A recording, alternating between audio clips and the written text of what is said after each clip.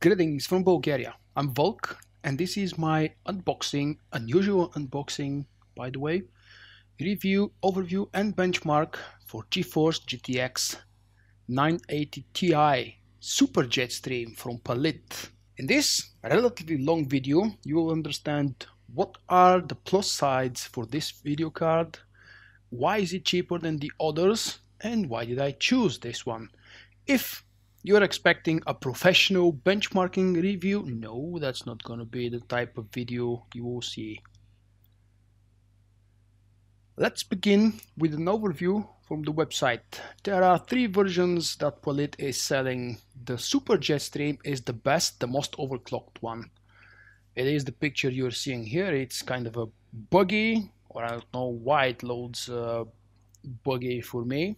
But here is the real description for 980 Ti Jetstream, and down below you can see the specs. The problem is this row right here, graphics clock, is not very overclocked compared to the reference model. On the next screen we see the video card I will be showing to you today and talking about the Super Jetstream model. If you're curious, you can learn all about the features, what the fans are like, how noisy they are, why, what kind of ports the video card has, but of course I'll talk about all of these things in the video. The most important line compared to the other model, which is just the Jetstream without the super in front, is the graphics clock. Why I'm not offering you a normal, real, traditional unboxing?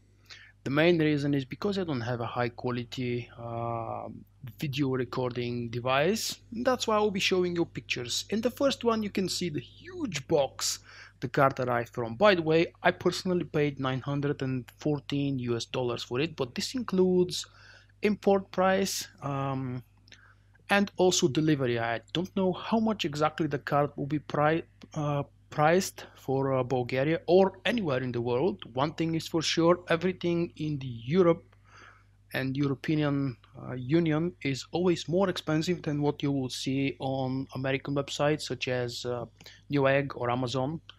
So don't be frightened if the prices are really very different, and by very different I mean up to 20%, maybe even higher. Palit is not the best, not the cheapest, but I'm personally a fanboy for this company because I've been using their products for about 3 generations now. I'm not really sure if this is my third or fourth Palit video card. I'm really happy, satisfied, and very glad with what they're producing. There are some limitations on their cards. They don't always look the best physically designed solutions for the air cooling, I mean, but they do the job. On the next picture you see my lovely mug. If by any chance you've never seen any of my videos before, you wouldn't know about the mug and what I do with it. It is here to scale the card. Yes, the card is really big, but pretty much every non-reference GPU from the 980 Ti series is really big. It's also heavy, that's why they all have backplates. If you're curious, you can look more static pictures over here from the vendor, or just browse Google for more pictures. Inside, of course, we have a very boring manual. God forbid we have a CD. Nobody should ever use this. Every time you need to install something, you always go online and you look for the latest and most up-to-date drivers. In this case, of course, it's a GTX, so go to geforce.com, install preferably NVIDIA Experience. Very smart software, very useful. I personally like it. And update your driver. There is a sticker. You can't really see it from this picture because of the flashlight. The mouse is not part of the package. It's just for scale. I don't know why. This is a cable that you may need if you have an older power supply unit. But my advice is, if you do need to use this, it means your PCU needs an upgrade, and it's very highly recommended that this should be one of your next upgrades. If you are shopping in the high-end video cards, you likely need a serious and good power supply unit. By default, the recommendations are for 600 watts. Of course, the video card would likely never use that much, but I would personally recommend, if you're going for the lowest end power supply and you do go for 600, make it a quality one and at least gold edition. This is the last picture from the contents. That's everything included in the box without the card itself. The specs of the card. It does have more than enough display ports, 3 of them, 1 HDMI and 1 dual-link DVI. One of the limitations I mentioned earlier is the supplementary power connectors. The card is using 6-pin and 8-pin. Most of the custom created vendor cards, non-reference models, have these days 8 and 8. So if by any chance you need to really stretch for the beyond the limits and you want to see how much you can overclock, this will be one of the limitations, and depending of course on the rest of the components for your system, you might hit a power limit there. However, I personally don't plan to experiment with the card because today, July 2015, the card is really a beast and I don't really feel the need to push it even further. The memory is 6 GB, memory interface is 384-bit, the RAM of course is DDR5, every RAM is on every card these days. The graphics clock are base 1152, boost clock is 1241, however, in my personal tests I saw a lot higher and I'm not exactly sure how, why and when this is achieved. Yes, I'm not a pro, so maybe I need to look for a better answer. 2816 CUDA cores, this helps a lot for rendering. Memory bandwidth gigabytes per second is 336. It of course supports the upcoming DirectX 12. OpenGL is 4.5. The maximum digital resolution is 2160 by 4096. And the maximum VGA resolution, for whatever reason, someone may need VGA adapter, I don't know, but they felt the need to mention that anyway. They keep mentioning it all the time. Now let's talk results. I did a few very straightforward benchmarks without too much tweaking. This is all the result coming with just plugging in the card and installing the new driver. I haven't experimented with anything, I haven't tweaked anything. This is just default result. I did Heaven benchmark 4.0 twice and Valley benchmark 1.0 twice. One for 1080p resolution and one for 1440p, because my main screen is 1440p and one of the main reasons for upgrading to this video card was the more RAM that I would be using and needing. Let's start taking looks at the results. If you're interested to see the full video benchmarks, I have the videos on my channel, and hopefully here any moment now annotations should be appear in front of you on top of the video. If you're watching this on a mobile device, you might not see the annotations, but the links will still be down in the description of the video. Unigine Valley benchmark 1.0. The render was of course Direct3D 11. I've used everything on absolutely maximum and ultra for 1440p. This is my score. FPS 58.2, the score was 2435, minimum FPS was a little bit below 30, but you see that the average FPS is about 60, so that 30 is just here and there a couple of glitches. The maximum was 126. I personally haven't compared my results with anybody else's, so you might leave me a comment and let me know, is this way off, higher, lower, or just average? The next result is for 1080p, same mode, Extreme HD selected this time. The FPS average was about 94 this time, the score was obviously a lot higher, 3925, minimum FPS was about 37, and the maximum went sky high with almost 200. Heaven benchmark for 1080p with everything set to absolute maximum. This, keep in mind, is the basic edition, the basic version of the software, the benchmarking software, so even if I want to, I'm not able to push some things. FPS about 93, the score was 2337, minimum FPS was 21.6, but again, This was just once or twice during the whole test. The maximum was 192.4. And the last screenshot I want to show you is the Heaven benchmark for 1440p, again with everything set to absolute, ultra and maximum.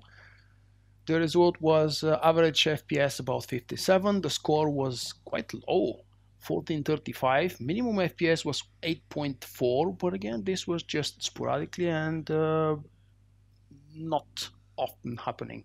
The maximum was 134.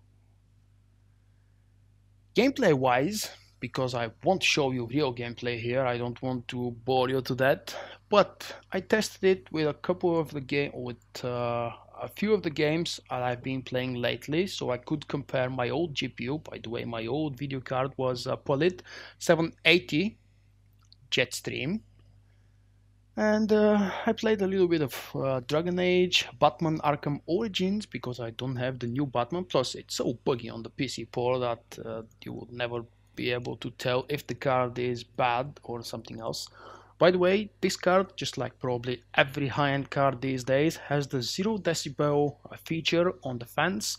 It includes two huge semi-transparent, or I believe they call them translucent, whatever that means, fans, so you can see the cooler beneath. The fans don't spin at all until about the temperature goes around 55. Now I know that you can find this specifically listed somewhere in the specs on this website or that website, but my personal note was that they start rolling or spinning around 55 and they stop around 48-50 degrees. So when you're not gaming, the card is really quiet, and even when you are, the temperature for my personal tests with all kinds of tortures and gameplays never went above 73 degrees. This was Celsius. This was the highest I saw in my test, and I ran tests monitoring all the results with GPU-Z. Here is a screenshot what I had after I played for about 40-ish minutes of Star Wars The Old Republic, one of the most bugged games when it comes to GPU implementation and performance. Here you will see some of the average results. Yes, I forgot to mention to set all of the numbers in the left, the second column from the left, to be at maximum, but I will tell you that the GPU temperature reached about 72-73 degrees. The fans never went higher than about 50%, and this was around 1300 RPM, I believe. Still quite low and not very noisy and annoying if you ask me. The highest I saw was core volt 1.168 volt, base volt was 1.012. The core clock was 1328 MHz, the base was 1152, and the boost was 1240 or 41. It's just one difference, doesn't matter too much. What's funny is the memory clock was 7010, so that's about 10 MHz higher than what they advertise for. Yes, 10 MHz is absolutely nothing and nobody cares about it, but it's just fun to mention it. As I was telling you earlier, I did some tests with Dragon Age Inquisition, Batman Arkham Origins, Middle-earth Shadow of Mordor, and a very little bit of The Witcher 3, because I just bought the game and I still haven't had time to sit down and test it. Plus, I bought the game after the upgrade with the new GPU, so I can't compare it with the old one. About the other 4 games, including SWTOR, I have to really admit that this card gives like maybe 40-50% more, and this time I was able to really crank absolutely everything on maximum and ultra. Dragon Age Inquisition was incredibly smooth with absolutely everything set on maximum. Batman Origins was a lot more beautiful than before, and again it never dropped a single frame below 60. The Witcher, here is the fun part. The Witcher is a very new game, not exactly the best optimized one, and especially when you start using NVIDIA's Hairworks, things get hairy. But still, the performance with everything set on maximum, I believe it was about between 45 and 65, 70 FPS, average about 50. Very playable and very tolerable, if you ask me. In the end, I want to mention that for my favorite game, there was an improvement, but of course not as much as expected, considering the change of 2 generations older GPU to modern one. Yes, in Star Wars: The Old Republic, on the fleet, which is kind of a benchmark for players, I was pulling on 1440p with, of course, everything set on maximum, about average between 50 and, of course, 100 FPS. It drops a lot and it just fluctuates up and down all the time because of the engine bugs. Of course, the lowest was when I was next to the GTN. GTN is the auction hall area. That's how they call it. The last note is about rendering. Wow, it's really hard for me to calculate because at the same time I also received a gift for my birthday, which is today. I'm now using the newest package from Adobe, so I'm not exactly sure if this has something to do. Probably. The last one I was using was the 2013 edition. Now I'm up to the 2015. The improvement in terms of time for rendering is just huge. Not to mention that the new Shadowplay can record at 1440p with 60 frames per second, although I'm not sure I want to do that because I don't want to torture my hard drive even more than what I already am. It can actually record at 4K, and there are also improvements for the streaming capabilities of the software. I'm really eager to see how and if this will be noticeable. I highly doubt, because still for streaming the biggest limitation is the low bitrate, and this is not something a video card or a hardware processor inside the video card can really fix that easily. However, H.265, the new standard that this new video card is supposed to be using, should bring quality to a whole new level, but I'm yet to learn and understand that part.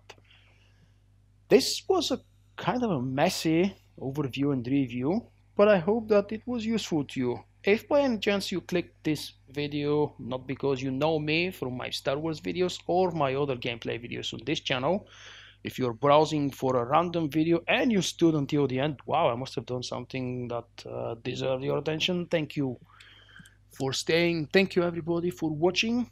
If you have questions, I would be more than willing to answer. I keep doing tests, not professional tests, keep in mind. So if you ask something extremely engineering specific, I might not be able to answer you.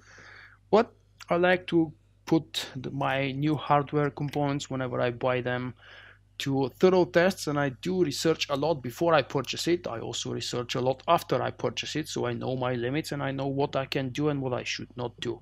In the very end, before I say goodbye, I want to say thank you to all of the guys who helped me purchase that video card, because yes, it's quite an expensive purchase, and if it wasn't for all your tips, pledges on Patreon and direct donations during my streams and on my YouTube channel, I would probably not be able to purchase this at least for another few months.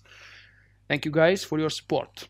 And this is the end of the video. I hope you have enjoyed it. Don't forget to check the description for many other links related to this topic, or just browse my YouTube channel if that's the first time you're visiting it. Bye bye.